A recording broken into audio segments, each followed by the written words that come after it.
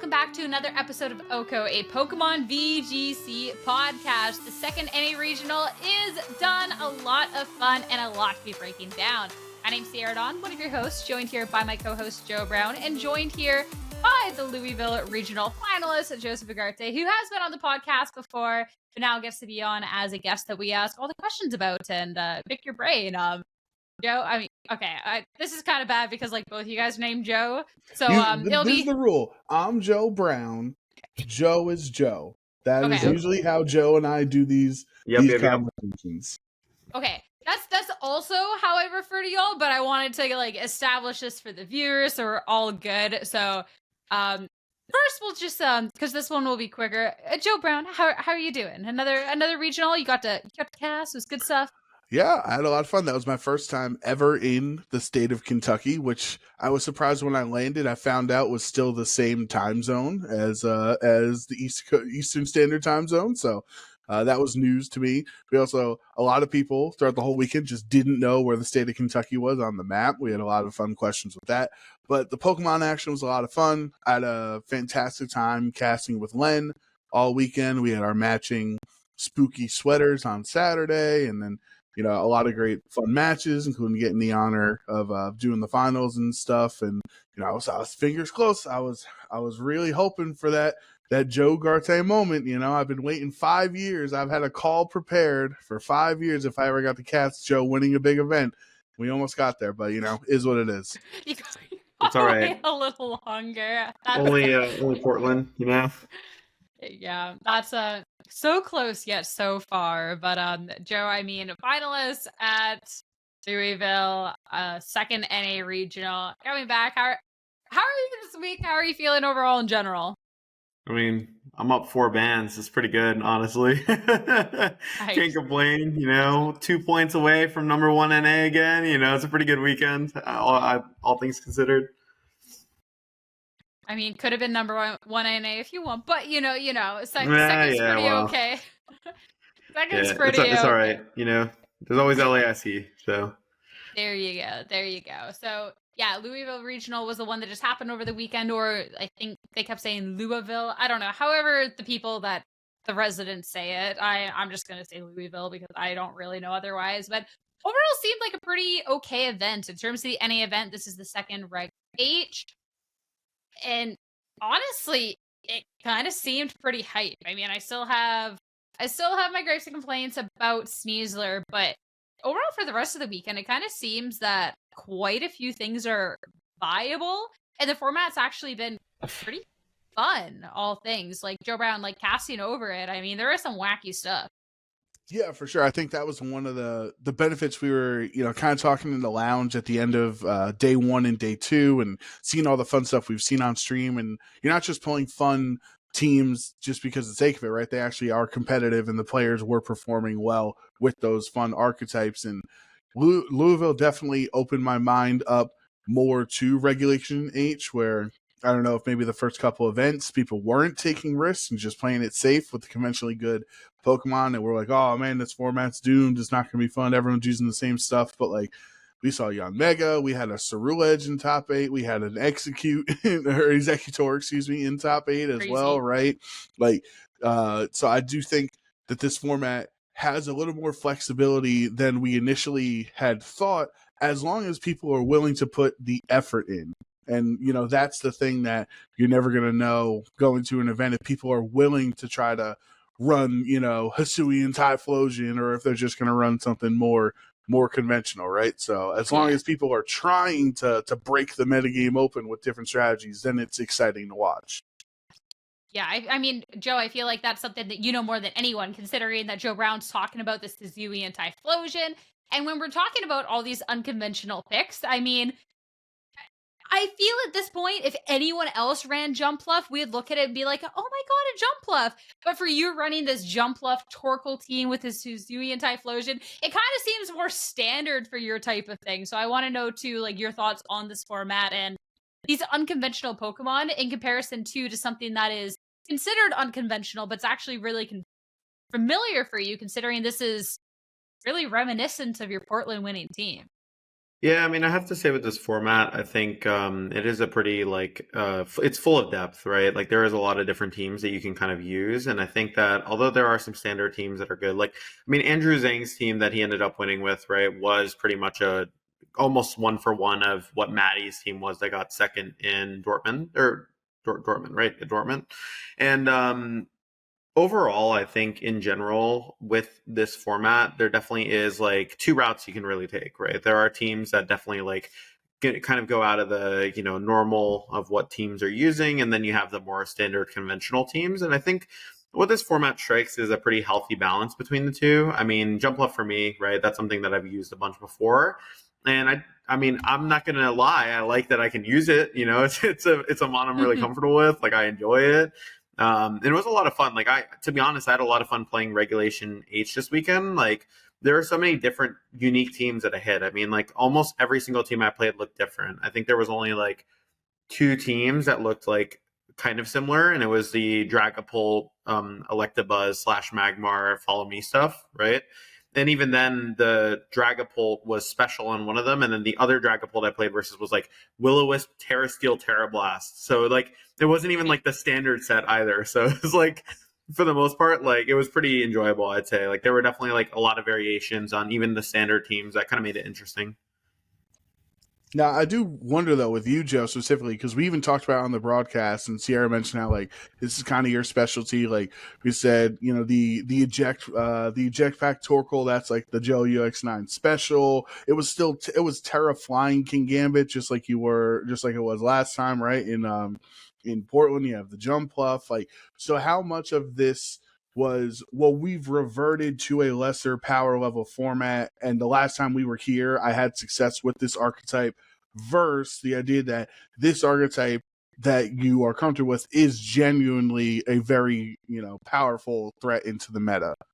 Well, I definitely think it's like a strong threat because so the thing is with Jumpluff is and Torkoal in general is they can be really unintuitive to play against because a lot of the times where your natural answers to certain things are like not as telegraphed, right? So for example, you look at like a Sun team, right? And you're like, okay, so like one of my best answers into Sun teams is Incineroar with goggles, right? Because I can sit in front of Sleep Powder, like I can just kind of do whatever I want. I can go for Flare Blitz, like knockoff. But because the Torkoal's eject pack, now you risk actually putting them in a better position because they were able to flexibly get out early. Or like with Jumpluff, right? Typically, like your intuitive answers to Sleep Powder are like, oh, I'll just protect on the correct slot, switch it Incineroar, click Fake Out, and then go from there, right? So you can't do that in front of Covert Cloak, like Encore Jumpluff, right? So the whole like pairing of Torkoal and Jumpluff with that team is like designed to kind of like play a more unintuitive game of Pokemon. Also, not to mention, I think a huge advantage of using that kind of team is in general, you can't really practice it anywhere. You can't practice it really online in Open Team Sheet Best of 3 because there's like some mechanics that don't work the same. You can't use rank battles because you don't know where the safety goggles are when you're playing closed team sheet best of 1. So it's really the only way you can practice it, right, is by arranging with a friend, getting the team in game, playing a best of 3, and then you also need like in on card, right? And then you need a friend who can also play the Jumpluff team well enough to even get the proper practice against it, because like how else are you going to practice versus it, right? Like it's not intuitive to practice versus. Now that has disadvantages too, because that means if you actually want to practice with a team, you also have very few places where you can actually practice with it. But I think what I liked about the team this time around is there were definitely some like adaptations that were different from the previous version. So in Regulation C, when I was using it, Terrafire King Gambit was like a very, very key part of the team. Being able to Terrafire, Terrablast, and Sun, it had next to Chin Pao was like a really strong nuke. And the team changed a little bit, right? The team is definitely I think become more centralized around like the Garchomp being really strong, right? You have Terraflying King Gambit with Assurance, so you can Earthquake Assurance. You have Terraflying Torkoal with Helping Hand for the Garchomp. You have Jumpluff, which is immune to Earthquake, and then you have Dragonite, which can also switch into Earthquake really comfortably, or like be used next to it. So I felt like this team, like even though like yes, obviously the Hisuian Typhlosion, insane nuke. Everything, I felt like definitely the team and how it worked around Garchomp and King Gambit were like the best parts of it, because you have so many Pokemon that like are pressured by common stuff like Incineroar or Intimidate, right? And then King Gambit's really there to like punish it, which is cool. I want to know then too, the fact that you have this team that was, I mean, obviously not quite the same, but similar concepts as something a regulation C, and then adapting it now to how many regulations later, how much time later, and still being able to make it work. Like, is it something that you just think has been able to withstand the test of time that people haven't necessarily picked up on? Is it an Ugarte special? Like, how was like the rest of this weekend too in terms of the matches? Do you felt like it was just like you outskilling them, or actually like this team's just really strong? I mean, I think both things can be true. I think the team is strong, but you have to utilize it properly, right? Like, I think the issue of like why you see, or not the issue, but like the reason why you don't see many other people using similar stuff is the team is very committal. You have to be willing to make like really, really aggressive plays, right? I mean, even in like my top 4 versus Riley, which I was very proud of because I felt like I played really well. I was doing stuff like eruptioning in front of like a Basket Legion, calling it to protect, right? Like, you can't like, there's no like halfway plays with the team a lot of the time. Like, sometimes you just have to make aggressive plays and you have to just aggressively call out whatever the opponent's doing. And I think the reason why it's not that popular is because I mean, and it's funny because the main person that like really helped me work on it was Kean Campbell as well. He's a really good friend, right? And he was able to test the teams at locals when I wasn't able to because, you know, I'm not necessarily in an area where there's a lot of locals right now. But being able to have someone to test the team with, testing out the team was really nice. But yeah, it's a pretty risk heavy team. Like, you are definitely going to be in positions where Sleep Powder needs to connect, and if it connects, you're in a great spot, and then if it doesn't, it doesn't. And I think what the team is all about, honestly, is how do you optimize around those risks? How do you put yourself in positions where even though you have to take risky plays, like, ensure you can still win, right? Like, even if you fall at a big deficit, what the team really benefits from is you have so many powerhouse Pokemon that even if you fall behind, if you make strong enough plays across the board, you're able to come back. So I think what always scares me, in particular with your teams and the more aggressive play styles where you rely on less accurate moves, like I think I always tend towards that Riley way of always 100% accurate moves, which, by the way, we found out on the broadcast, he finally ran an inaccurate move this weekend, Sierra. And, no. And yeah. Because I was like instantly to Evan, I was like, if you interview Riley, if you talk to him, you have to ask him if he's ever clicked it outside of rain. And never got an answer to that question because Riley normally doesn't interview. We got the answer. No, sorry, Evan never got one on broadcast. Oh, but then I had somebody else ask him, and Riley had clicked it twice outside of rain and missed both times. Yeah, if that's not divine intervention, like telling Riley to continue to use 100% accurate moves because Hurricane's gonna miss if it's not in the rain. Dude, imagine, because like at Fresno, I forgot about Fresno, but Fresno, he did run inaccurate moves, but then all of last season, I don't think there was a single team that had inaccurate moves. I could be wrong, but I think back to last season, I don't think there's a single one. The fact you then go to running an inaccurate move and you miss it not once but twice when you clicked it, it's just crazy. Absolutely crazy. It's a situationally inaccurate upset. move, though. Because in the right situation, it is always accurate, just like all his other attacks, you know? So it's just, it is really funny how committed he is to the bit. Like, we all kind of appreciate it, and it also keeps working out for him, right? Like, when he won Pittsburgh, he was running Flamethrower Heatran when the rest of the universe was running Heatwave on Heat Ray. He's like, no, I'll take the single target damage. The fact that it's always going to hit when Heat Wave is not always going to hit. But I think this top cut in general, like I think I don't know if we said this on the broadcast or not, but we were like, excuse me, we're like, are we at a point in the Scarlet and Violet metagame when we always talk about how hyped the top cut is and how great the players are, that like that's just what it is now? It's like we shouldn't even point out how significant all the accomplishments the players in Top Cut are, because like all the best players continue to perform, you know, incredibly well in this generation. You know what I mean? I mean, I think it's still worthy of pointing out, because if we get to an event where that's not the case, then that's also the call out. Like, hey, this is now a regulation. We're now at a point in the format, whatever, that we're seeing a very different top cut than normal. Like, I think when we're having the same people repeatedly top cut, it is worth calling out. I mean, even like there's the familiar names here in the top cut. I mean, Wolf, Joe, Riley. That's all really important to call out because as the journey goes on and as the year goes on, the events continue, it's important to call back on. And the names that aren't familiar but really should be, someone like Joshua Robinson, who is NAIC champ, second, I believe, at LAIC, who also had a really good run over in Baltimore as well. Like it's In seniors, I think in I mean, yeah, sorry, the NAIC and that in seniors, but Baltimore was in Masters, being able to show up in the Masters division right away, I think is also just important to call out. And I think too that's a testament to the players, but I think it's still worthy of calling out because I don't think that's something you should dismiss, right? I would be inclined to agree with that. I think like even if, there are new players all time, like, and people are consistent, it's still good to call out, the goats, It's always cool to talk about. Like, I mean, not even I think what Riley's done, especially in Scarlet and Violet, was like very impressive to me because we are in a circuit now where, I mean, tournaments are huge, right? Like it's not how it used to be. It's very hard to be consistent across the board. And I think for me, like, especially like, I think it's very easy to appreciate like how hard it is to do what he does a lot of the time because, there's so much variance between a tournament. You could pull something that's not good for you across so many different tournaments. You could pull someone who is just like, they just have a number on you sometimes, right? But it seems like consistently, like regardless of what he brings, like he does it his way, but it's always successful for him to some degree, right? I mean, like his worst placement has been like I think top 32 at like a regional or something in the like past like year, and I think that is definitely something worth like highlighting. Now, of course, like does every approach, like speaking on Riley specifically, right? Does every approach have drawbacks? Like 100%, right?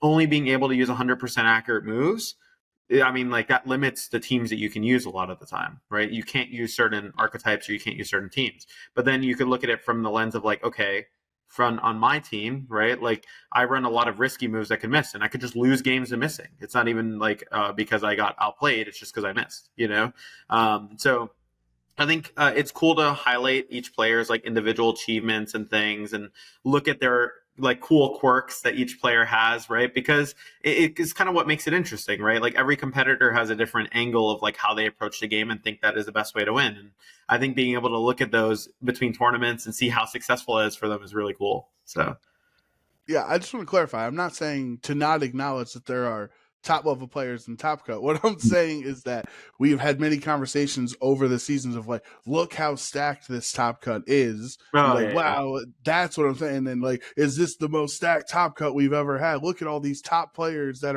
have made it to top 8 here at insert regional. That's what I'm saying is that we don't need to be surprised that the best players continue to be performing best in this generation. One, probably because of open team sheets and just general player skill becoming better. But like that, it's no longer surprising that we consistently have such phenomenal top cuts because it continues to happen. So why do we get surprised that we keep having phenomenal top cuts? That was the whole point we were talking about on broadcast. I think too, it's not even that it's a surprise, but it's more so the fact that the top players are performing, like the events are getting so big now. I think if this was years ago when you're having 30 people regionals and you see the same people top cutting the same events over and over, I think that gets tired and it's not necessarily a surprise and you shouldn't be surprised, right? But when you're looking at tournaments, so Louisville, for example, is 753 players and everyone is just getting so good at the game. Like I am going to be not necessarily the most surprised, but I think impressed is a really good word to be using when I look at the top cuts and being seen like the same names over and over, because the amount of RNG there is in Pokemon, not even just in an actual game, but with like the moves, with how Arcanine pairs you could be so good and then go up against like a 90-10 matchup, but like not in your favor 3 rounds in a row, right? There's resistance to all this other stuff. So I think it's just like a pleasant surprise to see that some people are so good at the game that even when they go off a little bit more unconventional or they're sticking to a same style. So like Riley, for example, I'm only using accurate moves. Wolf, who's consistently like pushing the envelope with these brand new different teams that we don't. Yeah. And then still making these runs. Like, I don't know, surprise isn't the right word, but definitely impressed, right? Like, and like even just a great example, Joe getting second with a team that not very many people could get second at, you know? Like, I think that's truly impressive. Yeah, I mean, it's interesting. On the Wolf thing, real quick, because I think it's kind of funny. Like I swear, like Wolf has some kind of like plot armor whenever he's on stream, because I'll always come by the stream area and I'll be like, oh yeah, like this position looks really good for his opponent. Like they're definitely gonna win, right? And then like I'll like come back later, like I'll like leave and then I'll like come back later and they'll be like, yo, who won? And then it's like always Wolf every single time. And I'm like, what happened? You know? And like even in the match, like Stefan versus Wolf, right? Like that matchup is so good for Stefan, and like Wolf almost like was able to win, you know? And I'm like sitting there and I'm like, yo, World like what is going on? Yeah, You know?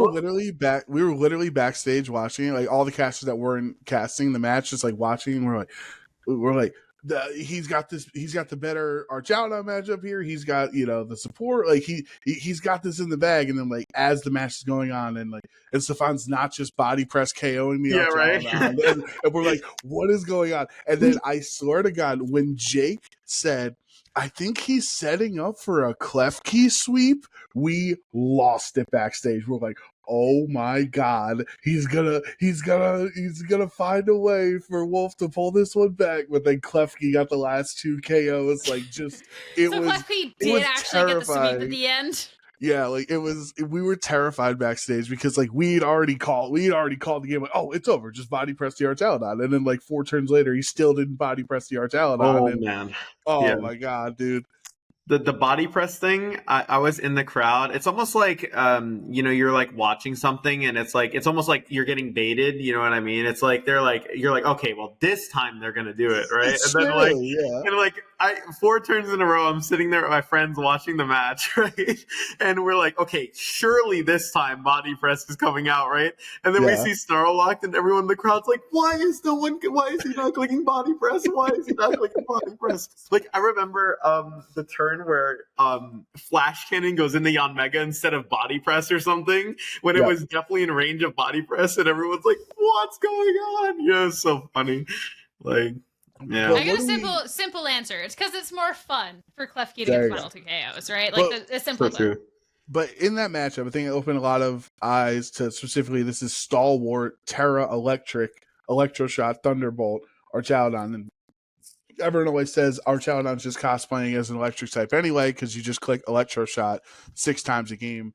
And now this time he's realizing that potential as an electric type by actually terrestrializing it. So like, how do we think that's a Wolf special, like the way that Joe has the Jumpluff and, you know, Torkoal special here? Or like, do we think that Terra Electroshot, Thunderbolt, what was it, Flash Cannon Protect, or whatever the 4th move was, like, is that a legitimate option that people can start to build around throughout the rest of Regulation H? I don't like it at all. I think, okay, so I'm gonna just put it this way, right? I think, so this is my theory on like all the teams Wolf uses, okay? So last year, all right, he rolls up, he uses standard teams, okay? He wins 2 regionals, he like gets top 16 at UIC, does well, top cuts worlds, and has his best worlds run in the past couple of years. And it's because he brought the most standard team ever, right? So I think what happened is he was like in between, you know, events, he was like, damn, like, he's like, this is too easy, man, you know? And he's like, I want to go back to using, like, wacky mons, you know? And now, ever since then, it's like Toad's Cruel Wheezing or, like, you know, Yanmega with, like, Stalwart or Chaludon. Like, I think he just got bored, you know? I think he was like, man, like, using good mons is fun and, like, I'm winning, but, like, you know, I kind of want to use, like, I want to win with more fun stuff. And then, like, you know, you just start using, like, Stalwart or Chaludon, like, Yanmega, Toad's Cruel Wheezing, like, you know? I don't think it's the worst theory. Like, because I thought about it too, because he was pretty clear after using a bunch of different teams before Japan Worlds, and then all of a sudden the regulation being one that allowed all these home Pokemon, bringing in Urshifu, all this other stuff. And he had talked about feeling like the year, like, it was a waste, the practice that he had done, bringing all of these different unconventional Pokemon to events. So he uses the standard stuff, still does well. This regulation is not like anything that we're probably going to see for the rest of the year. Realistically, after this regulation is done, we're going back to Regulation G.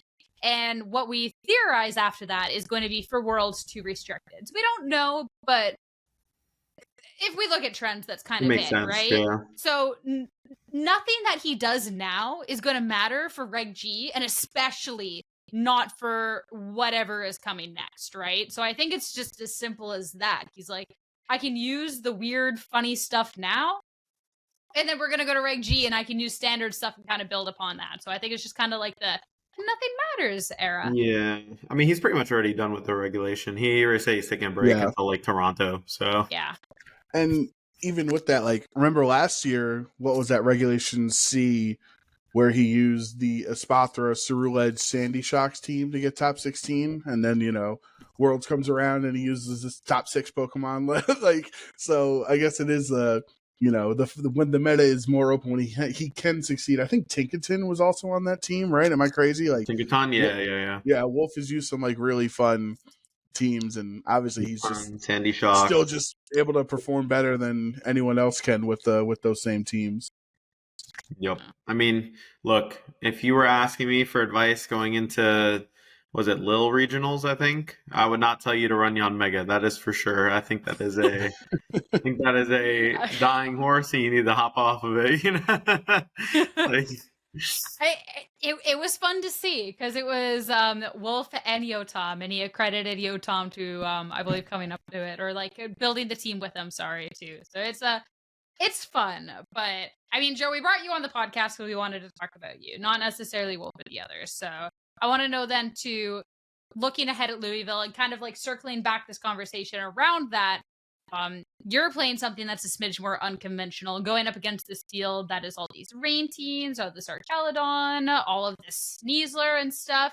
We got to see your matchup against Riley, and that was super cool. Do you think that was your best match, or like what match over the weekend? Like, what's like the biggest standout to you, like the most difficult or the most fun that you had?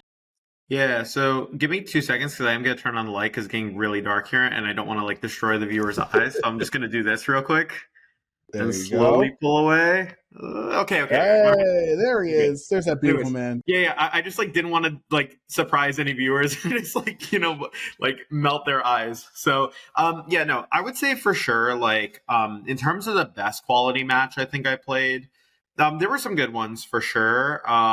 Unfortunately, all the ones where Jumpluff was like really good just never got shown on stream, so that's like fine. But like it was so good in so many games. Like there were just some games where people's matchups straight up were just like, well, I just hope he misses, you know, and that was it. Like they were just literally sitting there and they're like, yeah, if Sleep Hunter connects, like I just lose, you know. I would say probably the best played match. I mean, the Riley match, of course. Like, I mean, you played down at a deficit of 1 Pokemon, both game 1 and game 2, and I mean, you're able to pull it back against like one of the best in NA. Like that's always a good feeling, you know what I mean? And like, I think definitely like also too a hard thing for me was like last year for sure.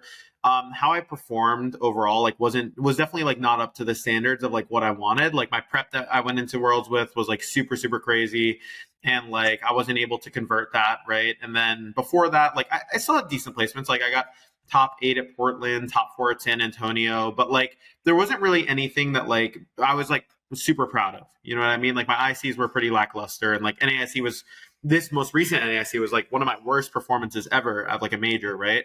So I think one thing that like that season taught me, because you look at it and it's very like, okay, I did bad here, like I could have done better here, is it kind of makes you realize that like sometimes it's really easy, like when you don't do as well as you want to like let it get you down. You know what I mean? You are constantly like thinking like, oh, maybe I'm not like as good as I thought I was, or like maybe I'm not good enough. And maybe it sounds goofy coming from me because like I've like it was funny because I sat down before Top Cut, right? And they're like, okay, like what are your achievements, right? So I start listing them. I'm like, damn, like I actually have like quite a bit of, you know what I mean? Like quite a bit of things. But it's funny because then I think back to how I felt like after Worlds or like after NAIC, right? And I'm like, damn, like maybe I'm not as good as I thought I was. You know what I mean? But like, I think one thing that this regional really did was like, especially to like that, I think that match against Riley was really like a turning point for me, because it was almost like reaffirming to me that like, even though I had a rough season before, and like it sounds silly, but like even though I had a rough season before, like being able to beat a player that's so renowned as like this unbeatable like titan of the game in current Scarlet Violet, right? Like, I mean, Riley's had an insane season, like insane like record. Crazy. Like the way I played in that set, like I'm very, very proud of, you know, like because I felt like honestly, like there was maybe one turn there where I think Riley made a genuine mistake that like could have won him game 2, but besides that, like I was still playing like flawlessly the entire set, you know. And that's something I was really proud of. And for me, that was like the really highlight of the tournament for me, because it almost felt like it was a very comforting feeling. You know, it's like you have like a really rough span of events, and then you kind of realize you're like, you know what, like I am good at this game.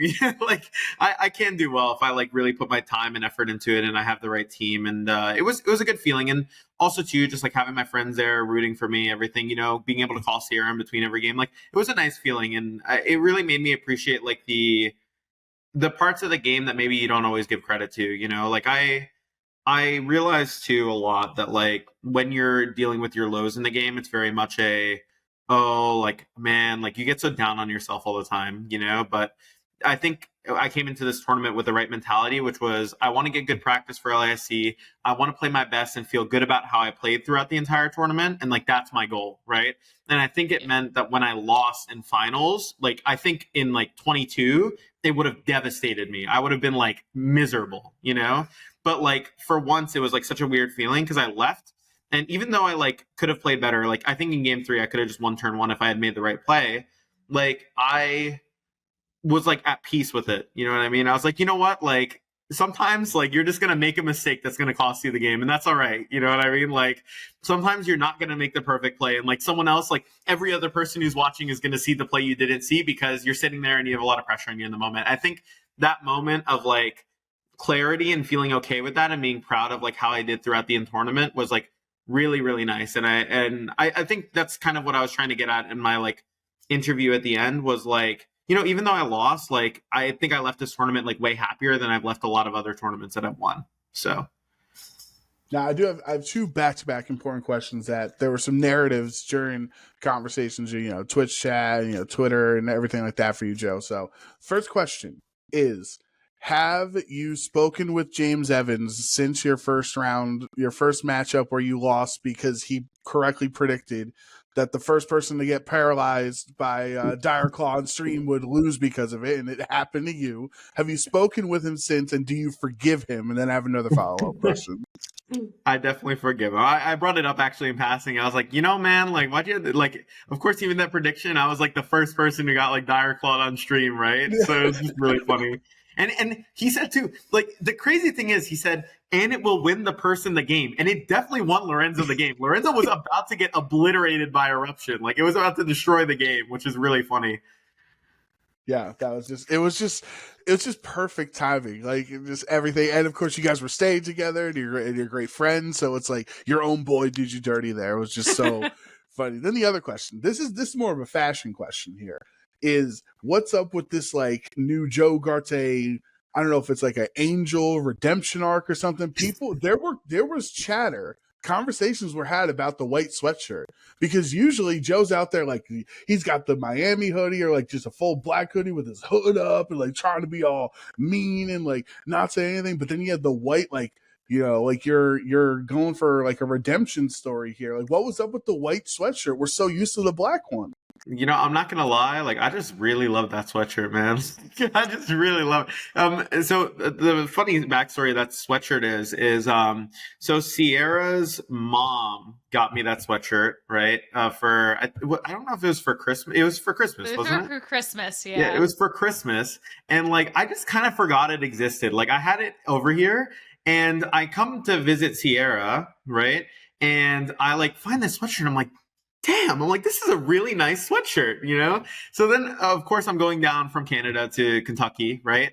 And I'm like, okay, I'm going to wear this sweatshirt. I really like it, you know? And then it was like really funny. I have no clue where the Miami sweatshirt is. I'm not going to lie. Like, it's a classic, but I think it's like at my house or something. But like, yeah, I have no clue where it is. But like, I don't know. I just really liked it, you know? Now, I think it is funny though, because I see the symbolism. I think actually my mentality coming into this tournament was like way more like pure and happy and like just excited to like be doing well, you know, and like just cheery.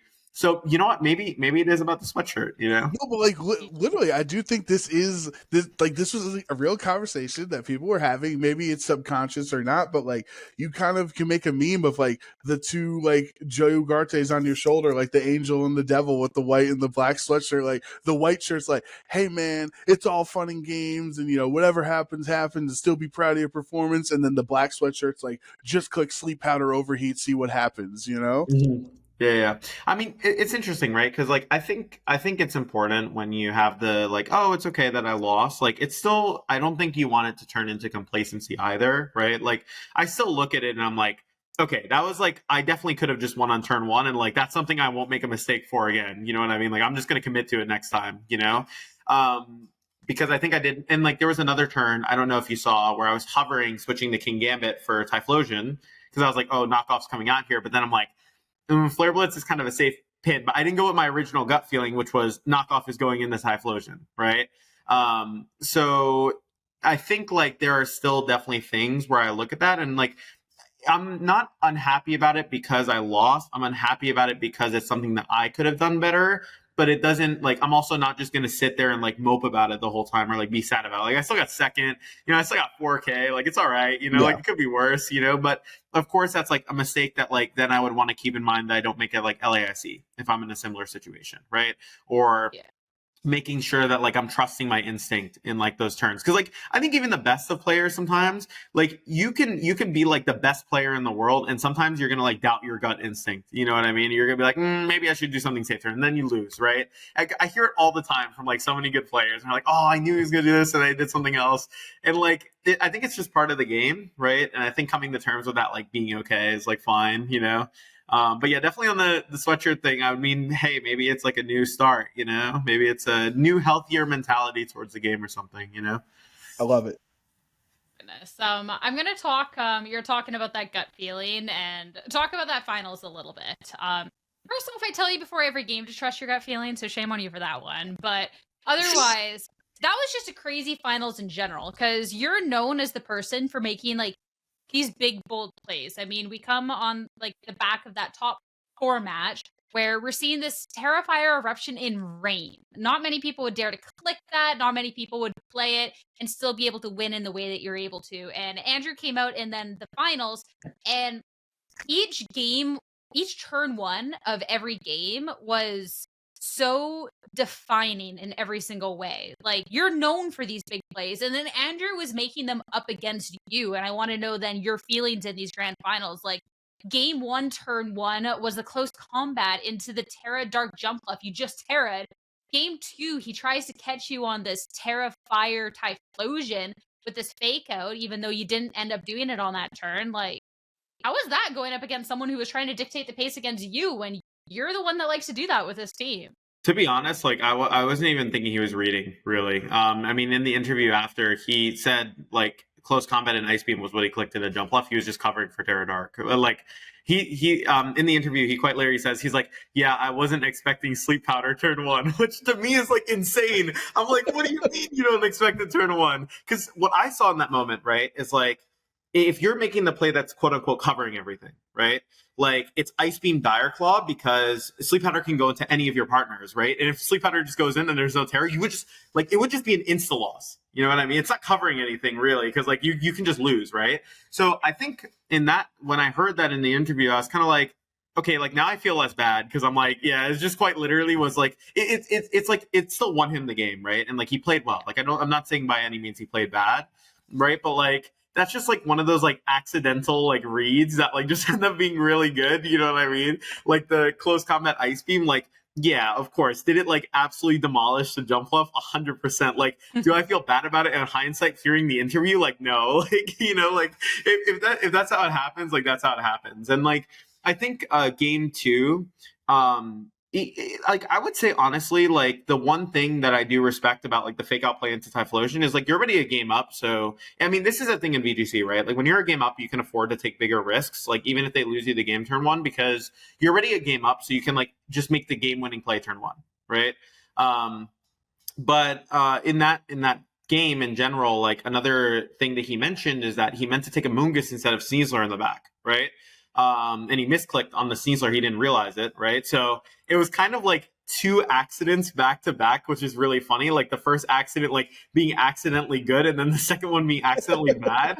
So like then I was just like, in game 3, the turn 1 was interesting because essentially the way I saw it, like I always saw that Flare Blitz play, right? But for some reason, like even though I saw that Flare Blitz play, I was also like, okay, if Fake Out goes into Typhlosion, then I can like lose, right? So I was envisioning like the worst possible combination of plays when like in reality in Pokemon, that's like a really bad thing to do because like that never happens majority of the time.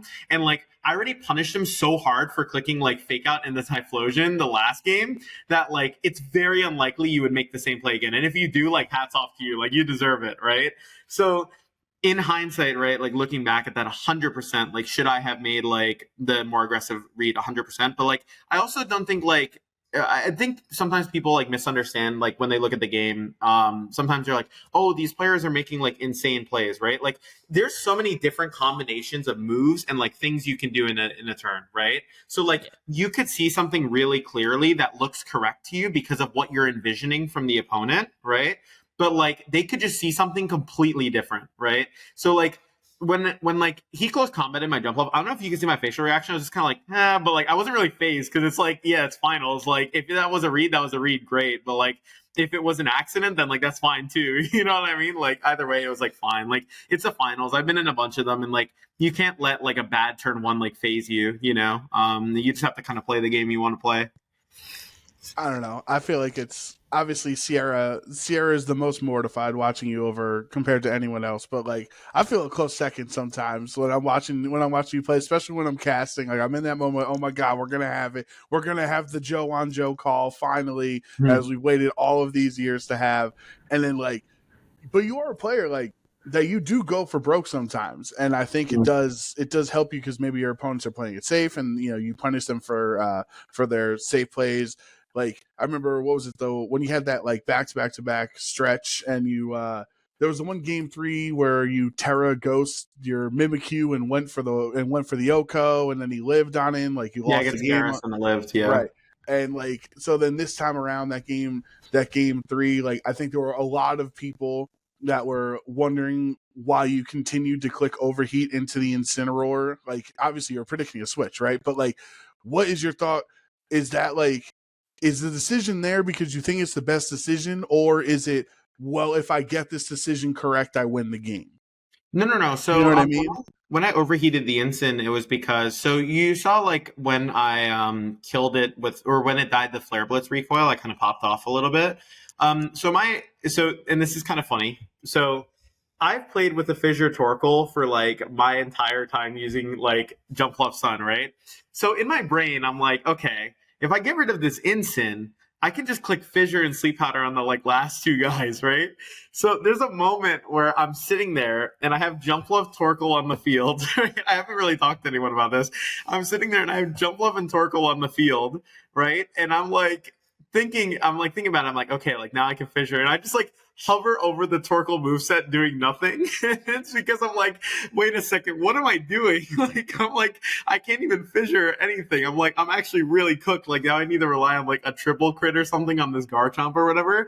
And like once it came down to just Jumpluff Torkoal, like I knew I was ruined, right? Like I knew the game was super done. In hindsight, the best play I could have made, because I suckered the Incin and overheated it, and my idea was like, okay, it's in range of Flare Blitz and knocks itself out. But then Andrew went for the puff, right? In hindsight, the better play there was to switch King Gambit into Jumpluff, let Jumpluff die, overheat into the Amoonguss, get rid of it, and then my King Gambit has like a semblance of a chance to like even win the game, right? Or I think it was switch to Typhlosion or something because I had more mons, but like something like that, right? And in hindsight, right, like it wasn't that cleanly played by me. Like I could have played like a lot better for sure. But yeah, I don't know. It was just kind of goofy. Like it was funny too because someone came up to me after the game. I forgot who it was. Someone talked to me about it, and they're like, "Yo, Joe." They were like, you know, I couldn't help but while I was like watching you sit there with the Torkoal Jumpluff, like you wishing that you had Fissure, and I was like, you know, it's really funny you mentioned that because like that's exactly what I was thinking like when I was like in front of that board state. So it's kind of funny, but of course, in the end, like I like even though like I was subconsciously playing towards that because I'd use the team forever. Like, I still wasn't trying to rely on that. Like, I was actually trying to win anyways. So, like, by the point it got down to Jumpluff, Torkoal, and like King Gambit and Trick Room, there's too many turns left. Like, I kind of already saw the writing on the wall, you know?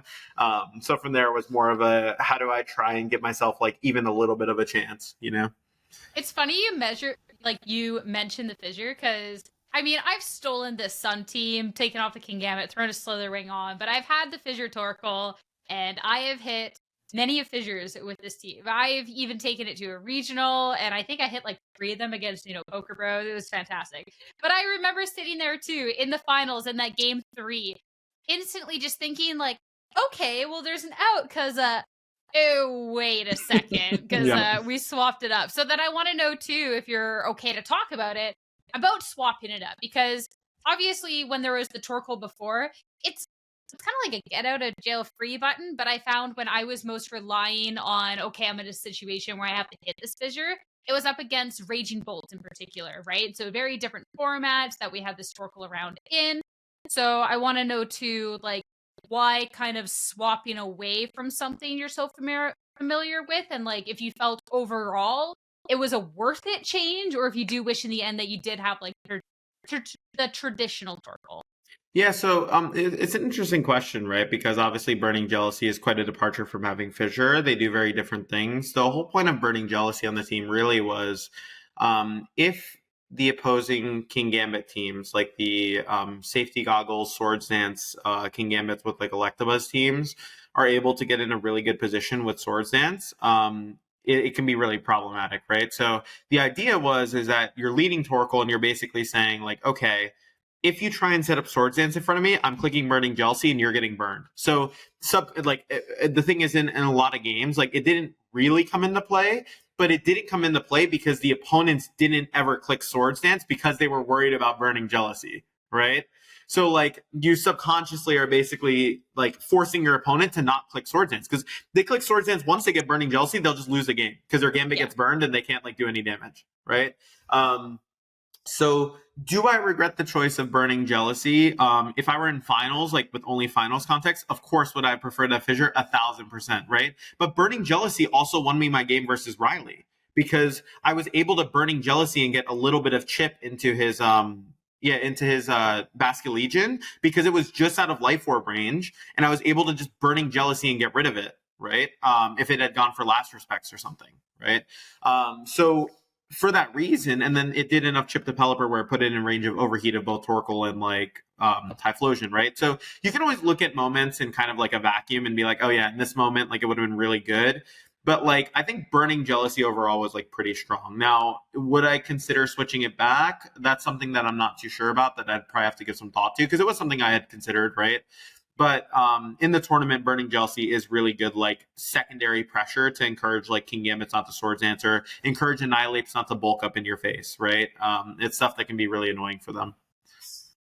I do think, we can move on from the hyper-focused X9 conversation of the Louisville Regional Championships and talk about the whole general field here. And I think one of the big discussion points that we talked about on broadcast, and Sierra and I have spoken ad nauseum with the last couple of podcasts, is Sneasler, and now it's higher than ever, right? For the first time now, Sneasler is 45% in day 2 usage. I don't remember the number in day 1 off the top of my head, but it was number 1 as well. So it's dethroned Rillaboom and Incineroar and Golden Go, like usually the Pokemon that are up there. And I think it's very, very interesting. I don't know if that number is going to rise. Like, Sierra, I don't know your thoughts on, leading into Lille and the rest of the format. Like, because it's hard to get higher than 45%. Like, the only reason Fluttermane was at 70 and 75, 80% is because it was so, like, disgustingly broken and so much better than every other option of its same type. Like, that's why it was 80% usage. But, like, I don't know if Sneasler's going to get higher than 45, but like it might stay at the number 1 slot for quite a while. I think it can stay at the number 1 slot. The thing is with Sneasler, it's I don't think as splashable as Fluttermane, but it still pretty much is so. Like, it's a pretty fast Pokemon. It has some pretty good coverage moves. I mean, when you're talking about these Rillabooms that are everywhere and having a poison type move, well, then that's just absolutely fantastic. When you have a close combat into all these Pokemon out there format, that's fantastic. And a Pokemon that with a move that actually has a pretty base, like a decent base power, having a 50% chance, I guess like 50%, and then whatever the math, that would equal out to like a 2 out of 3, because poison doesn't really make as much of effect as the others, like with paralysis or asleep. But you have an opportunity to get a get out of jail free card with that move if you get a paralysis or a sleep. I think this Sneasler is just strong in general. Like, I don't know if it will rise just because it can be countered and not everyone wants to play for that 50% get out of jail free card. But it definitely is up there, and I don't really see that going away anytime soon. Yeah, I mean, it's interesting. So Sneasler is a good Pokemon, obviously, right? I think its usage is just pretty reflective of how the metagame is trending right now. So if you look at like a lot of the good Pokemon, right, you have Incineroar, Rillaboom, you have Porygon 2, you have King Gambit, right? Just so many Pokemon that like get pressured directly, and then everything that isn't pressured, or like Ursaluna, for example, and then you just have like a bunch of just neutral hits that just get Dire Clawed anyways, because Dire Claw's it's just a really good move. Like, it is a spammable move. You can click it into a bunch of players. Like, even if you were in a losing situation, if you roll the right status, you can just beat someone, right? And I think, like, that's why it's so high, and I think it'll probably continue to be pretty high on usage. I don't think it's going to go much higher than 45%, because the thing is like, there are some compositions that don't want Sneasler, right? That not very many, but there are some that don't want Sneasler. And also, too, I think our inner humanity always pushes us to push away from things that are conventional or, you know, whatever. And like, I don't think everyone's going to want to bring Sneasler. Now, the only situation, I do want to say this, that I could see Sneasler usage increasing is in Europe. I think in Europe, the usage might go up even more, and I think it might even hit 50 or 55%. I'd be willing to bet. Like, I'd be just willing to bet. Just because of the teams they Bro, play, or I like swear why? Joe just said EU is less humane than NA, so they're running Sneasler more. Like, what? Also, Okay. Joe, Toronto registration's up, by the way. Just Ooh. heads up. Yeah. Ooh. Yeah. I missed that. I just saw somebody like I think Kian just registered as like 2 minutes ago, so I think you're okay, but like definitely get registered as we're still We're gonna chatting. find out live whether I get registered. You do that, Joe. Well, Sierra and I can continue over here. You go register for Toronto. we can yap. So I feel like we talk about Sneasler every single week of the podcast, right? And I'm sure there's people that are so sick of hearing about it, but it's like, man, I look at this format, I look at this Executor that made top 4, I see all these other quirky teams, I see Wolf's Yanmega, all of this stuff, and I'm like, this could be such a fun format. And then I queue up against a Sneasler, and it Dire Claws me, and shenanigans happen, and I have so many regrets, and I just hate life. So it's like, I don't know, like, everyone talks about, like, we hate restricteds, we hate powerful Pokemon, and that's fine. I just think when we have Sneasler with Dire Claw still existing, that it's always like a double-edged sword, because it's like, well, like, if you kind of look, like, it's still kind of right there. I do think it's more than, at this point, like, I was talking with Len all weekend and stuff, and he kind of broadened my horizons or whatever. Oh, wait. I was trying to show I got signed up, but it's okay. It's very blurry. It's very bright. You got signed up? Okay. Yay. Joe got in there. Sweet. So everybody see Joe at Toronto Regionals later this winter when you're all going to be freezing your butt off in December in Toronto. But anyway, that the Sneasler, it's more than just Dire Claw now, because it's either you have Throat Chop to handle the Golden Go matchup, because if you don't have Throat Chop, Golden Go just dumpsters you if he doesn't trash size. And then if you don't have Throat Chop, you can also use Coaching. And as we saw on stream, Swords Dance plus Coaching or Bulk Up plus Coaching all in the same turn kind of slaps. So, like, the fact that it's super fast and you have the Dire Claw as an option, you don't always have to click it. But then you have all these physical Pokemon, because we know there's more physical than special attacking Pokemon, and you're just clicking Bulk Up and Coaching on the same turn. That's crazy. We got in that Drew Novak and Alberto Lara set, he got his Corviknight up to +6/+6 because of Bulk Up plus Coaching. I think the thing is, for me, when I look at Sneasler, is I'm okay powerful moves that you know what's going to happen. I'm okay with coaching. I'm okay with throat chop because they click the move, you know the outcome. And if you're going to let somebody set up however many coachings on you, you kind of allowed that to happen. Or the opponent outpositioned you and you allowed that. It happened, you know? My issue with Dire Claw is like, okay, you're in a position where you can take, what is it, 85 base power, 80, whatever. You can take this much damage from a poison type move from the Sneasler. That's fine. You'll live the hit. But then there's just a 50% chance that you just get absolutely boned for no reason. And that's my biggest issue, is that it's taking the RNG of the game and it's upping it to the next level to where you can't necessarily plan for what's about to happen when we already have this RNG like crits and stuff. So like, you're talking about throat chop, you're talking about all this other stuff. That's fine. You know, Sneasler, he can have that. It's just change Dire Claw, please. Even just put it to 20%. So it's not 50 out of all things. I'm going to say it. I'm okay with Sneasler the way it is. I think it's hilarious. I think it is so funny. Look, I'll put it this way, right? This coming from the guy who got Dire Claw parried to lose on stream, coming right? From the guy who loves gambling and loves flicking sleep powder.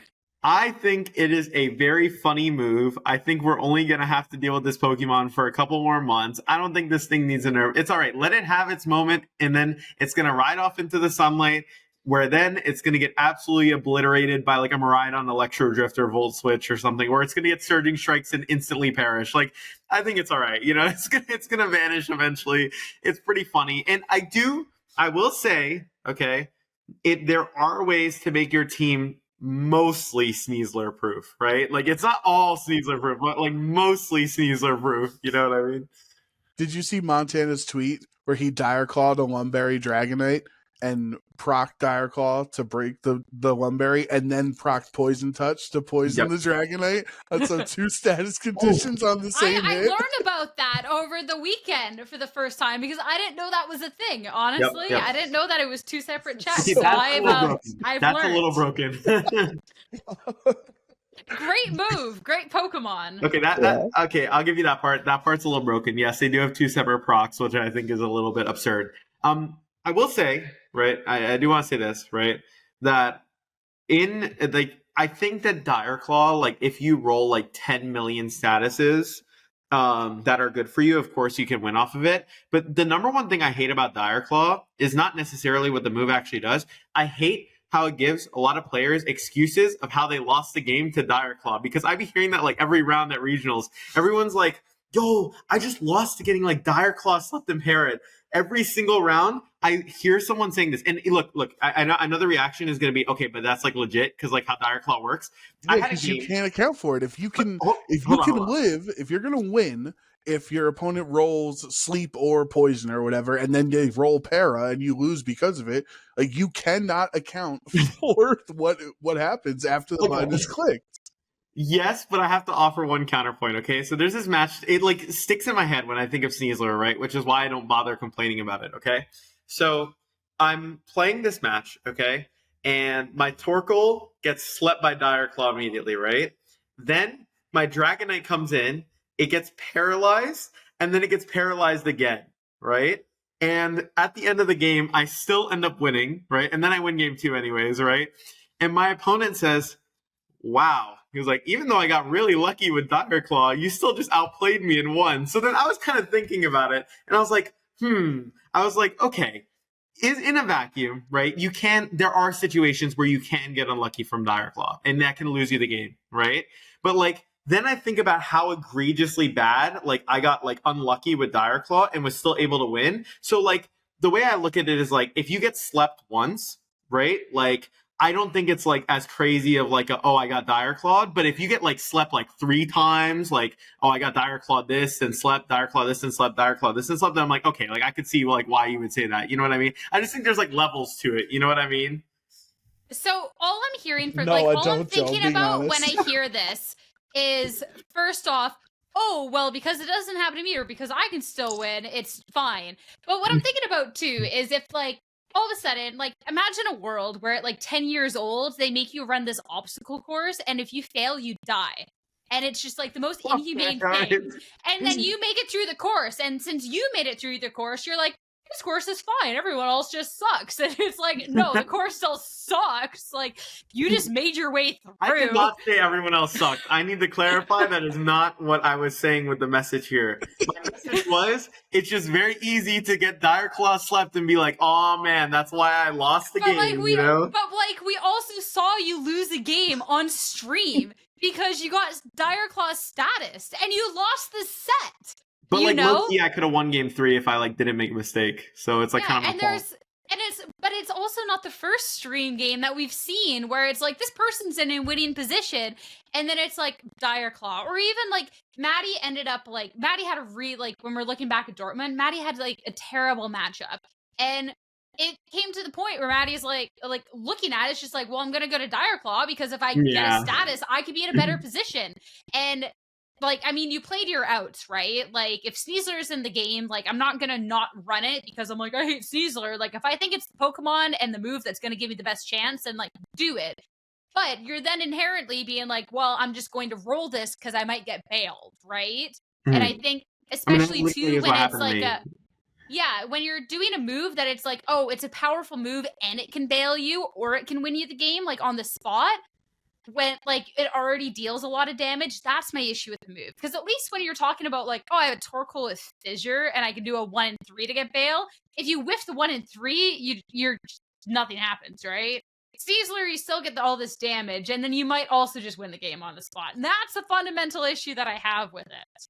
Yeah, and to the point, like, Joe's trying to talk like, oh, in a vacuum, you could play, there's ways around it, and you do this, and blah, blah, blah. But then here's my hyper-specific scenario that I still won, even though I had bad RNG, like, which, like, so you're talking, like, general, like, you can play around it, but then you're in the very specific area of how I won, even though I was screwed over, which then doesn't account for all the other people that you're complaining about saying they lost because of Dire Claw, because context does matter. And obviously. But that's what I'd say. Like, if your Garchomp was going to move next and you were going to EQ to 1 HP targets and then the Garchomp got put to sleep for 3 turns and you lost the game over it, that absolutely changed what was was going to be the results of the match, which can be fun sometimes, as we see. It's fun sometimes if somebody misses an attack and somebody else is able to come back and win a set over it, like you're playing tier outs, as Sierra is saying. But like, to be like, oh, well, you could play around it. It's like, sometimes you can, but then other times you literally cannot play around it. The OHKO podcast is certified Sneasler haters, by the way. If anyone's listening and they're like, oh my god, it's the 3rd week that they're complaining about Sneasler, yeah, we hate Sneasler. We don't like it. I think... go ahead. Yeah, I was gonna say, it's like Dark Void. It's like all the other problematic things is when it's when both players don't know what's gonna happen and both players like are gonna have the ups and downs of the match, because it's different when you're going for a close combat crit on a like +6 defense Arch Aladon to win the game, because your out is you have to crit through the +6, right? And like, it'd be like if turn 1, back in the day when people would just click the, Prankster, Thunderwave, and Rock Slide on Landers. Like, they weren't trying to win the game. They were trying to abuse the RNG. And oftentimes you did win the game because the odds were in your favor. But, like, clicking Dire Claw is, it is the best thing to do, obviously. But when we see it on stream, people are literally clicking Dire Claw to see what happens. Like, it's not even their strategy. They're just seeing what's going to happen afterwards. I mean, like, yeah. I think like Dire Claw, right, is a very interesting like just result of like just Pokemon decisions in general, right? Because for example, what I mean by this, right, is like every single format there is something that is like absurdly obnoxious or broken, right? Like the part, and like they each highlight like a different problem of like what like certain part of the Pokemon is broken, right? So like when people complain a lot about Urshifu, they're like, oh, Urshifu is broken because it just completely fundamentally changes the game. You can Surging Strike through Protector, like whatever, right? Like that fundamentally breaks like what a lot of the game is supposed to do, right? And then you have Sneasler, which is like kind of playing into the other side, which is like the RNG aspect of the game, right? Which is like, oh, like, I'm going to gamble and see if I can like get the move off, right? The reason why I think it doesn't bother me as much, honestly, is because like every time there's like something that's really obnoxious or like annoying to deal with, right? There's like always something that's like going to be worse like later on. You know what I mean? So I think I've just become accustomed after like 7 years of playing this game where I'm like, yeah, there's like something broken every format. And like, at least with this one, like, okay, so from a commentary perspective, I'm sure it's entertaining because, you know, there's some games where I'm sure they would be wipes without like Dire Claw even being in out, right? But it's like you're sitting there and you get to be like, is Dire Claw gonna get a pair or is Dire Claw gonna get a sleep? Like my match versus Lorenzo would not have been interesting at all in game 2 if he hadn't been able to go for Dire Claw. He would have gotten obliterated by Eruption. The game would have ended turn 1. But the butterfly effect is that he wouldn't have had Sneasler on the team in that matchup on stream if Sneasler didn't have Dire Claw. So it's like you're talking in a completely alternate, ultra wormhole universe that Dire Claw doesn't work the way it does in our universe. That is true, I guess. Like, but I guess I don't know. I just don't mind it. I think it's funny, and I think like in the end, right? As long as Worlds isn't really being like decided by Dire Claw, like it doesn't really matter, right? Like if it was like, okay, we have like the World Finals and like someone gets Dire Clawed 3 times and gets slept, I'd be like, okay, yeah, that's kind of ridiculous, but like it's all right. It's a couple regionals, you know. Maybe an IC someone gets stolen from like Dire Claw, but it'll be over soon, you know. Like let's see what happens. I'm imagining if the finals was actually determined, like Joe's about to win. He's about to win the Louisville Regional Championships. Andrew, Sneasler on team, all of a sudden, like, sleeps Joe's Typhlosion, and he just loses on the spot. This would be such a different podcast episode right now, is all I'm saying. I mean, maybe, but, you know, we live with the reality that we're given, right? No ultra wormholes here, so. Exactly. Yeah, all right. I think people will actually genuinely stop tuning out if we complain about Sneasler too much more. And I know Joe Brown is on a little bit of a time limit because he has a life. So yeah, for those who don't know, we didn't bring it up at the beginning here. I'm in Atlantic City. My best friend reached out to me when I got back from Louisville. Last spur of the moment, he's working down here. He picked me up, and I like texted Sierra like as he called me. I was like, "Emergency! Can you do this?" So I'm down in Atlantic City. I'm gonna go hit up some Dire Claw slot machines after this recording. Wow, yeah.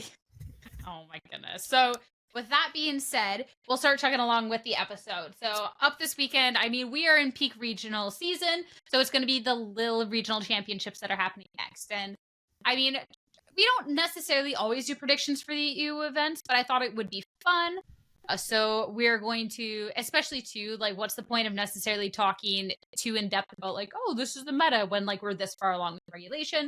So instead, we'll talk about the Lille Regionals while doing the predictions to have a nice little talk about it. But a bridge to this conversation, we're going to be starting off our predictions with 2 Sneasler-based questions. So we won't complain too much more. I won't complain too much. You're welcome, viewers.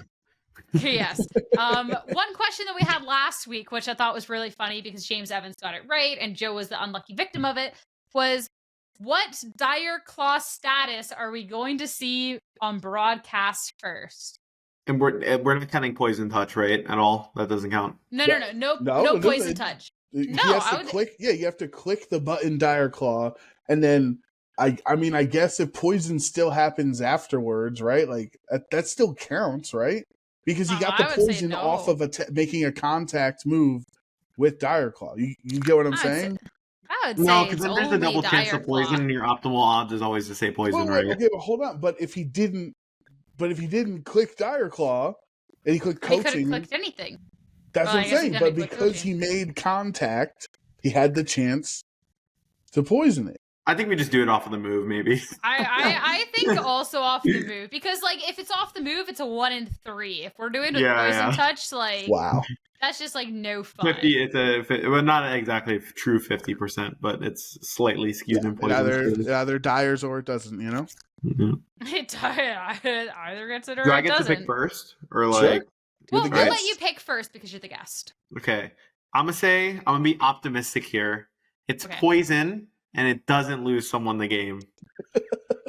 You're really trying to put some good mojo out in the universe. It's after the white sweatshirt, Sierra. You were a victim last week. All right, I'm going. So last week I said sleep, and it would lose someone the game. And it was funny because after it ended up being a paralysis, I messaged Joe Brown and I was like, see, I was right. And it did lose him the game because I had mixed up and I thought that I had said paralysis, which for some reason is what I'm thinking I wanted to say in the first place. And I'm just dumb or I don't know. But regardless, I'm going to fix the wrongs that I had in the past and I'm going to say paralysis. And whether it's because of a full paralysis or the speed tier that's going to allow this Pokemon to get knocked out before it actually gets attacked, it'll be a paralysis, and it will lose someone the game. You know what? I'm a changed man, Sierra. I think Joe has convinced me. I'm seeing the brighter side of life here. You know what I mean? And I'm gonna say sleep just logically makes sense. So we have all of our bases covered. And it won't lose the player of the game because my good friend, my coach Joe Ugarte told me that you can play around Dire Claw. It's not as bad as we keep crying about. So it's going to be sleep, and they're still going to win the game. They're going to play around that negative Damn status. right they are, Joe. Damn right they are. Oh, goodness. Oh, goodness. Ugarte has started something really bad around here. That's fine. All right, okay. So we got our Dire Claw statuses, but what about the conversion rate? How many Sneasler do we think is going to be in the top 8? Not top cut, the top 8. Joe, if you'd like to, you can still go first again. 6 out of 8. Maybe 7. There were 5 in Louisville, just so you know. 5 of the 8 were Sneasler. 6 out of 8 is my guess, 100%. You want me to go next year, or what are you feeling? Go for it. I mean, there was 5 in Louisville. I feel like that's hard to get more than 5. I feel pretty comfortable saying it'll stay at 5 of the 8 Sneasler teams. All right. So what, Joe? You said 6 or 7? 6 out of 8. 6 out of 8. 6? So 75%. You know what? I've complained all this time about Sneasler. I'm going to say that people have had enough of Sneasler, and they're going to have answers. Or they're just not going to want to run an unfun Pokemon. Or Karma's finally going to pay off. I don't know. I'm going to say 3 out of 8 in Top Cut. 3, I like that. I'm hoping for that. I'm optimistic that that'll happen, you know? Yep. That's it. That's my final answer. I'm locking it in. Feel good about that one. All right. So 6 out of 8, 5 out of 8, and 3 out of 8, right? Yeah. Yep.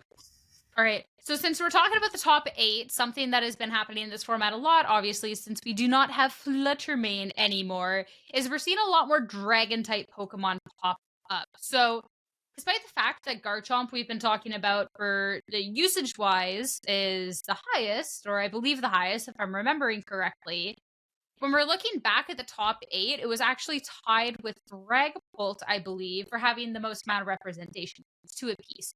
And some people are running like double or even triple dragons on the team. So with that, what dragon-type Pokemon is going to have the most appearances in top 8? Just as a note, Dragonite also had 2. 2 Garchomp, 2 Dragonite, 2 Dragapult. I just forgot Dragonite because I don't like Dragonite. That's my bad. That's fair. That's my bad. Well, the boring answer is Garchomp, but Dragapult's a very, very European Pokemon too. Can't get intimidated by Incineroar, immune to Fake Out, you know, anti-Sneasler. It's like everything you'd want in like a balanced EU universe, you know. Come back to me. I'm gonna think about it. Come back to me.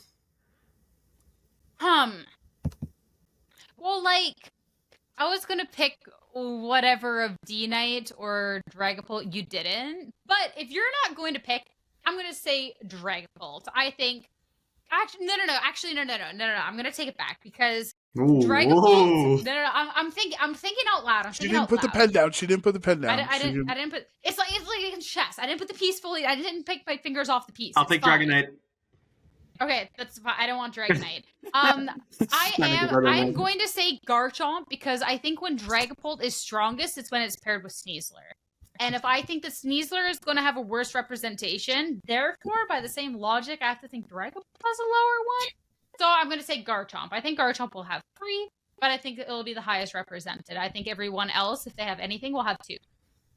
This is painful because I was ready. I was listening to this Dragapult v Dragonite conversation, and I'm like, haha, my boy Garchomp's going to fall right into my fingers here. You can guess the same one. Like, you're fine. We have nothing on the line for this. That's true. Also, by the way, shout outs to Sierra. Sierra did decisively win the predictions for Louisville. You got I 4. did?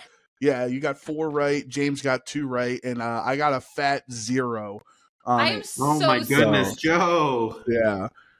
I'm so good. Well, yeah, I don't know. It was because I believed I believe that the NA player base would continue to fraudulently use Primarina. You know what it was? You know what it was? First off, because I always knew Primarina was a fraud. I hate that Pokemon. I have used it because I believed, and I quickly was like, no, this isn't the way. Second, because Tub came through with the Electabuzz, is all I'm saying. I said Electabuzz purely because of off of Tub. Because they have been going with this Electabuzz since NAIC.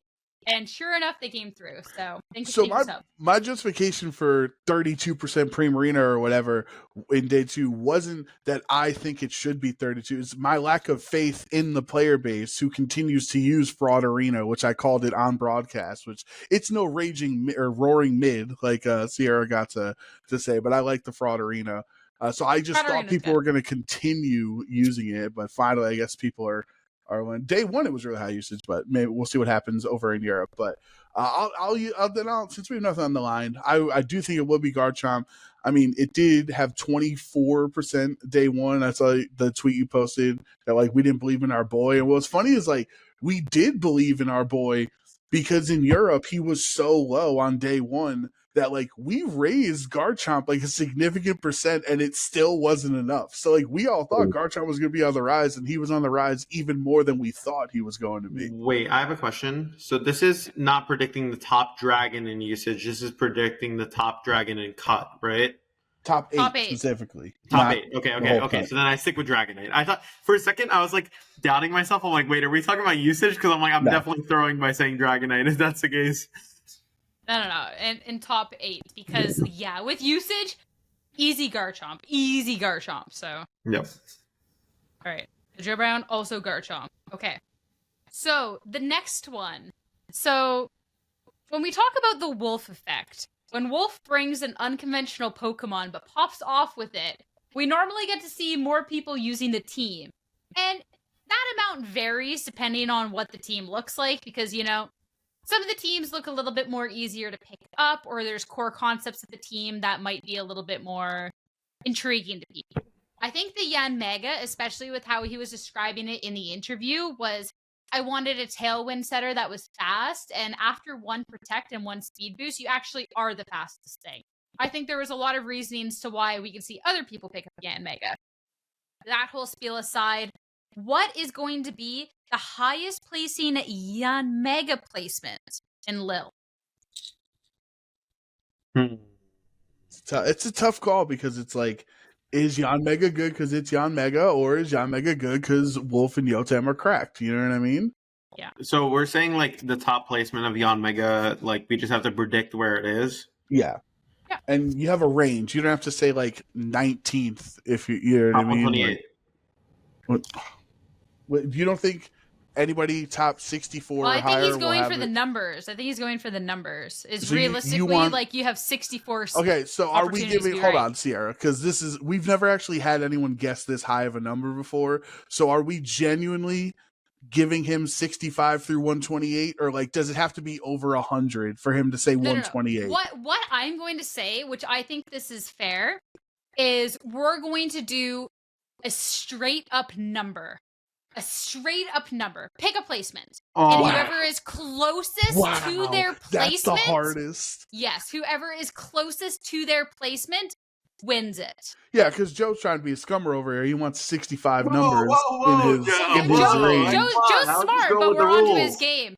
Oh, we're but onto his game. Nobody's ever guessed that low. That's what I'm saying. People use, I also top just 8, like I think like 16, when we're looking at like top 64 or top 128, it's not necessarily a bad call if you don't believe in the Yanmega. So I do not believe in Yanmega. we are picking a number. Whoever is closest. Simple. I have a number that's coming to my head. 79. Okay, all right. Good number. That was my number in high school football. That was my number. Oh, nice. Really? Yeah, 79. Yeah. Well, I can't say it now because Joe's like, no. No, it's okay. It's not, it'd be hard if like 79 was a lucky number because like how often would you be able to get to use 79, right? This is harder than predicting the winner. I feel like to give a precise Yanmega placement. You just pick a number. I'm gonna say like 56. Let's go with that because I was going to say top 64 if we were going to be general, and 56 would in fact be top 64. All right. Well, I'm going to say 112 first off because like that was my first thought, best thought. Also, I don't really believe in it. I think there is upset potential. I am very willing to be very wrong on this. If there is a Yanmega that just absolutely pops off, I would be very happy to be wrong on this. But I'm going to say 112 because first off, it's the first number. Second, since you guessed 56, I don't want to guess higher than 56. So realistically, the best mathematical thing for me to do is guess under 79 because then I like that's good math. It kind of splits the difference, you know, like, and if it's worse than 112, then I easily win, right? So true. Thinker over here, a thinker. Wow. Yeah, he seems so impressed by that. All right, next question, second last one. Top weather setter in cut. Not top 8 in all of cut. That old asymmetrical cut. All right, Joe's already said his answer. He can't change it. I was going to say, you think there's going to be more? Let's say, for argument's sake, there's like, I don't know, 19 people in this asymmetrical cut. Do you think Torkoal will be there more than the other weather setters? It's Pelipper. You want me to go first, or you want to pick Sierra? What are you thinking? Either or. I think we'll probably have the same answer on this. And I'm not changing mine. Because I'm alone with Ninetales Gaming here. Yeah. Because one, I feel like it's just like really strong. I think, didn't you say in our pre-show, Sierra, that it was like the highest converted weather in Louisville or something, right? I looked pretty quickly. But from what I could see, it was very easily, but it didn't convert into top 8. But it was very highly represented in cut itself. Yeah, and then obviously the Dragonite, the Double Dragon Alolan Ninetales team is still kicking. It's pretty strong. So yeah, I think it's Alolan Ninetales. Yeah, that's my answer too. I mean, simply put, it's strong Pokemon. Like, as simple as that. If it was a top 8, I might have to think a little bit more. I think I would maybe still pick it. I was actually kind of surprised to maybe not see it hit the top 8 in Louisville. But with the amount that was in top cut and just how good this Pokemon is in the format, I'd have to say Alolan Ninetales. I'm sorry it's not Torkoal, but... No. Mine is Pelipper. For clarity's sake, that is a joke. It is absolutely not Torkoal. No, you're already locked in for Torkoal. I'm sorry. No. Just piece up. How about this? I'll double down or nothing on Pelipper and who's using it. Okay. All right. Watch this. Okay.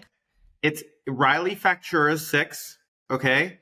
Torviv and Roxon decided that this was the team they were going to steal for this regional because they always be like, you know, grabbing those like really good teams that are like balanced teams, right?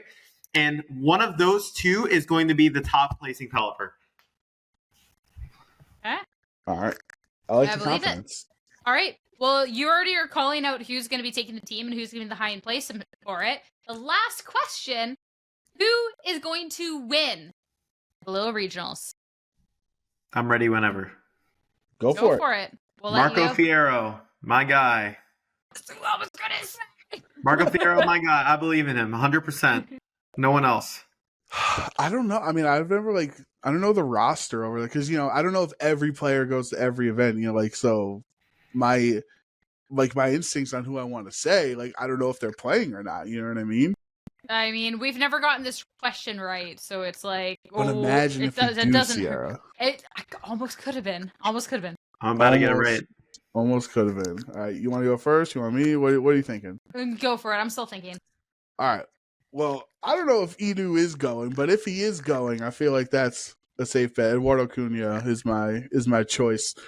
I don't know. Maybe we'll reconvene. I was gonna say if we like after day one, if we see our players that we choose aren't there, maybe we can re-pick our winner or something. But I mean, he's the top player, right? I would imagine he goes to a lot of the European events, so I'm picking Edu.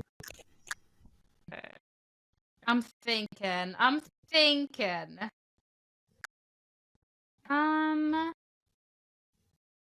So, Do you have like a player roster or something, Joe? How would you know if he's there? I was just looking at his Twitter. Oh, I was gonna say I don't know if he's there. You know when people post those, I'm registered, put photos. Yeah, that's what I was looking for. I've been looking through the players. I've been looking through the teams that they used back at Dortmund, and there was a couple players I was thinking of picking, but then they had Pre-Marina. And I am not picking a Pre-Marina player because I don't believe in Pre-Marina. So, with that being said, despite the fact that I don't necessarily vibe with the team that was picked for Dortmund, I think I'll change it up, and I'm going to go with Julio Tarlau. Ooh, that's a solid pick. I think that's a good pick. So, before, it was like Annihilate Mousehold, which, like, but with a Whimsicott. But I believe that he'll be able to bring something else that's a little better, and I don't believe that he's going to fall into the Fraud Primo ways. So that is my pick. And he won't hit Kilowchomp in the tournament. Also that, because that was just unfortunate. Like, that's like... Yeah, that was bad. Yeah, it be like that sometimes. It really, really do. All right, so... Any more remarks or anything about the Lille Regional Championships from either of you before we move on to our final segment of the day? I think Italy will win. That is my final statement. I mean, that was also why, like, I went Julio, right? Like, Italy's kind of really strong. I think this season they're gonna put up LeBron numbers. They're gonna be winning everything. Right. I wish you luck. I'm rooting for Edu, but I'm rooting for just good Pokemon in general. I think it should be fun to see how these metagames go back and forth. You know, Joe talked about some of EU's tendencies, and they love Incineroar, and they love this and that, and they also are less humane. Just don't forget that Joe actually said that. They love Sneasler. They like clicking, Dire Claw more than Americans. Joe in trouble. Which I think is crazy. I 100% think Americans enjoy clicking Dire Claw as well. So I'm making silly versions of what Joe said. He did not actually say that for anybody. Ultra Wormhole Universe. Joining the episode late. Yeah. Joining the episode late. He did not actually say that. But no, I think, before we get to the question of the week, Sierra, don't you have a reveal to do? Cash, I have mine. I have it written in bold letters on my paper. So, Joe, go ahead. Are you just like excited for what's happening? No, I'm just excited. Okay, you're just excited. Okay, I'm just making sure. So last week, our question of the week, Split Second actually brought OHKO coasters coasters, if you will. Coasters to the Louisville Championships, and there was a couple of people that had actually gotten like an OHKO coaster, which I think is just the coolest thing.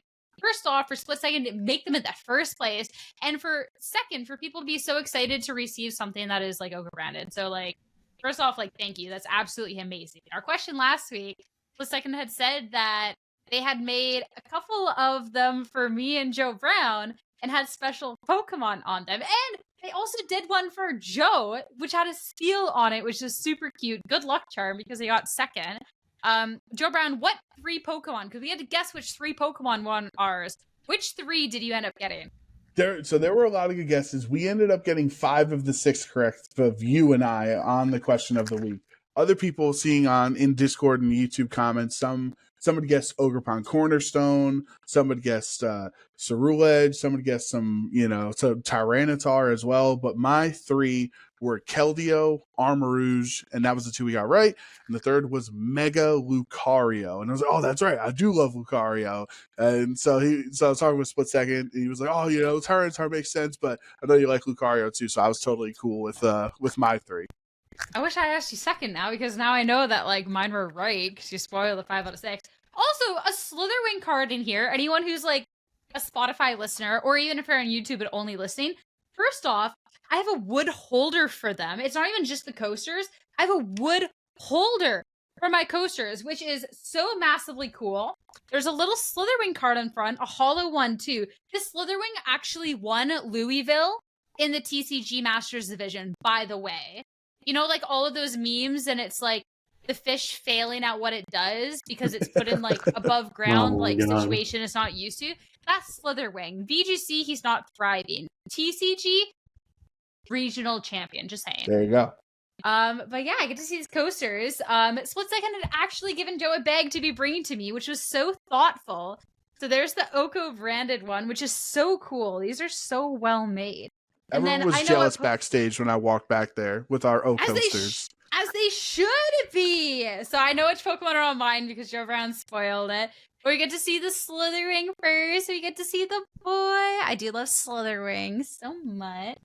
And then we get the Piplup. I am the Piplup princess. I do have all of the Piplups. That is so cool. I have one more Piplup to add to my collection. And then the Mew. I have almost as many Mew plushies as I have a Piplup one, but until Pokemon prints a life-size Mew plushie, I am unfortunately, I can't match the collection. That Mew kind of slaps. It does. No, all of them do. Like, the detail on the Slitherwing, too, is crazy. I don't know if it's conveying over camera as well, but even, like, the detailing on the wings is, like, nuts. So, you. Jeez.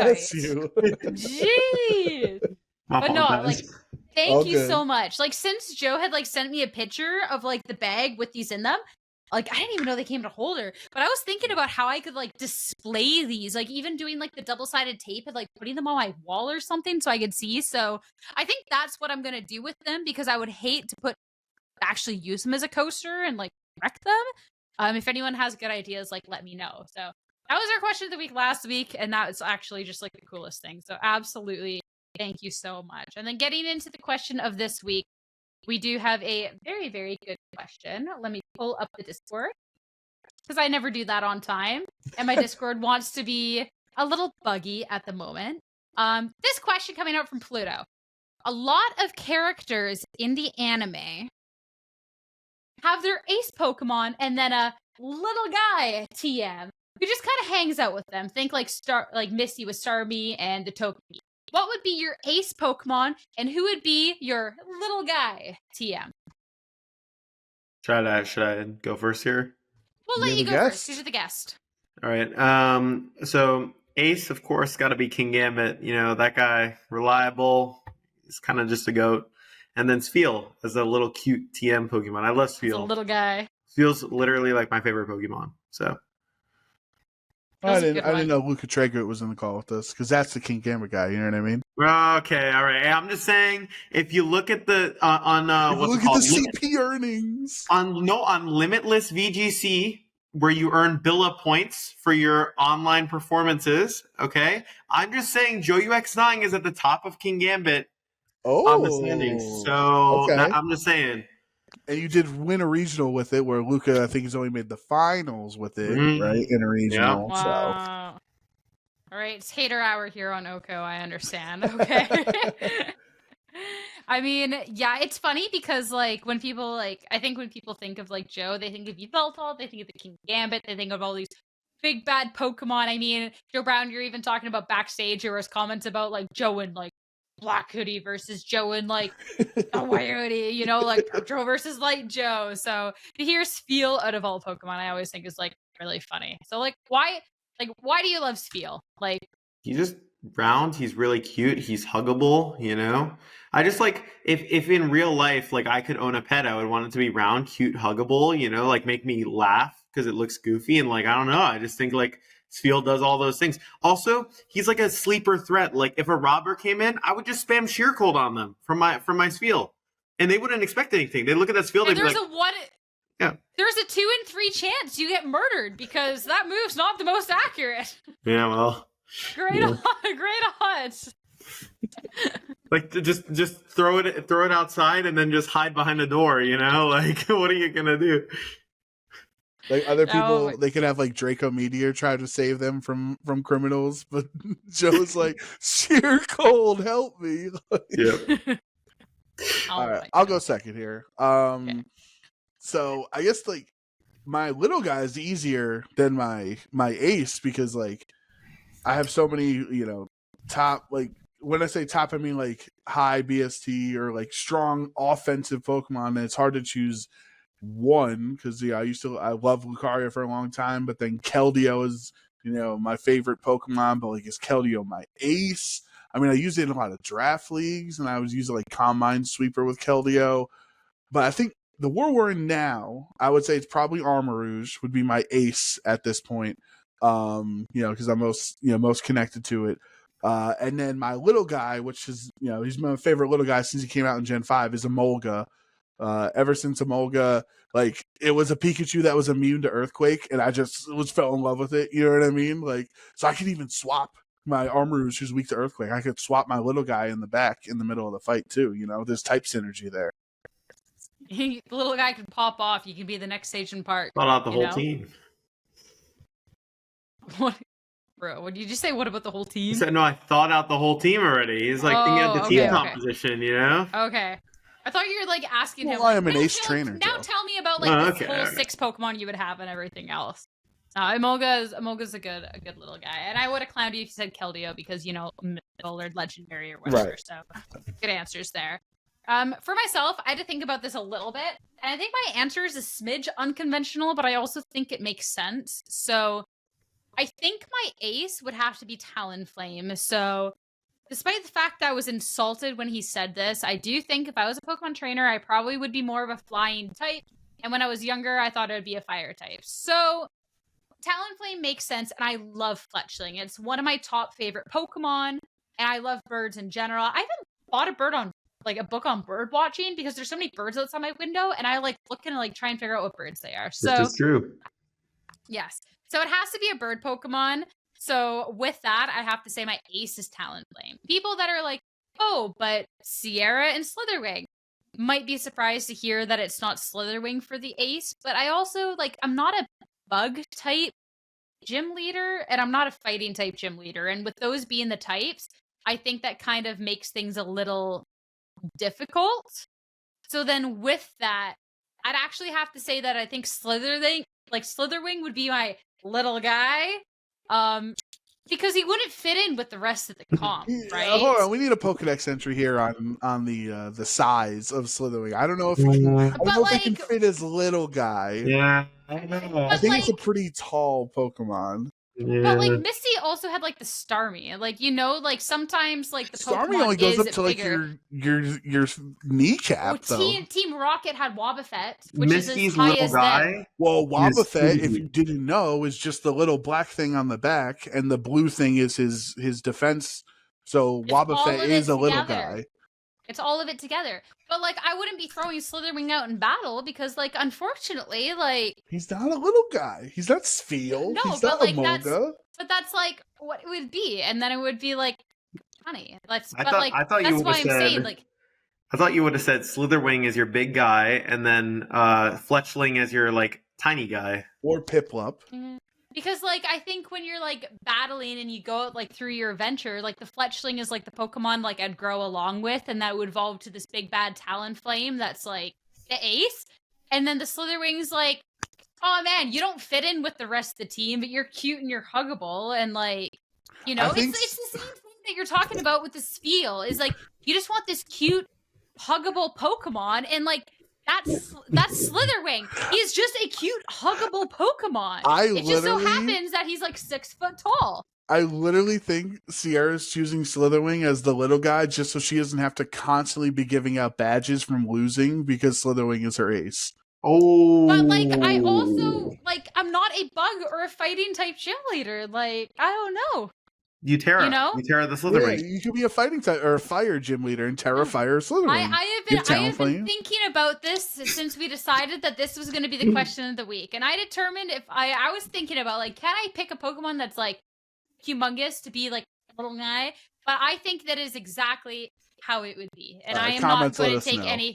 You can put the complaints in the box. I ain't going to read them, but I think that is exactly how it's going to be. I'll read them and I'll laugh about them, so it's all right. You can do it anyways. Nah, complaints will all be about us talking about Sneasler anyway. No one's going to talk about Slitherwig here. God, this is talking about Dire Claw. It's like that meme, but it's this is the third time you showed whatever to the class. Yeah. It's just us complaining about Sneasler yet again, but All right, we're done talking about Sneasler, and I think about everything else, unless either of you two have any more else to say. No, I just have like one last. Oh, my bad, Joe. Sorry. Well, I was just going to say I won $60 on blackjack last night, so we got to wrap this up. Maybe double that tonight. You know what I mean? Now that I got Joe's positive energy on my side, I got the X9 buff when I go back down to the casino. He doesn't tell you about all the time he loses. So. Well, actually, so we can. I'll do a quick funny story about this. So there is like one specific moment I remember. Now that we're talking about blackjack, real quick, where I'm sitting there in Vegas. I'm sad. I've lost some money or whatever, and Sierra's playing the slot machines, and I'm still sitting there sad. She's like, "You're bringing bad energy here. You're too sad." And I'm like, "Oh, okay." So I go back to the machine.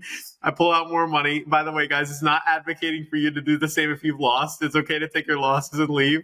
And I go back, and then I win like $1,000. So you know what? Maybe sometimes it's just you just got to keep gambling. Whether it's in Pokemon, in real life. Sometimes you just keep clicking Dire Claw because you will get that sleep to win you the game. Amazing. Thank you so much, Joseph Ugarte. That is some great words to be ending this podcast on. So with that, we'll let Joe Brown get to the gambling. So thank you all so much for listening to this episode of OHKO. Make sure to join the Discord, especially too. We have conversations about everything Pokemon.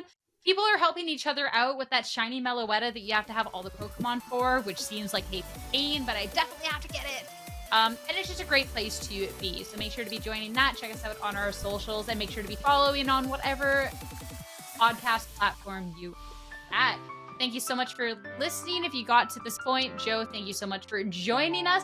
We will see you all next week for the next episode of OHKO. Take care, everyone. Goodbye.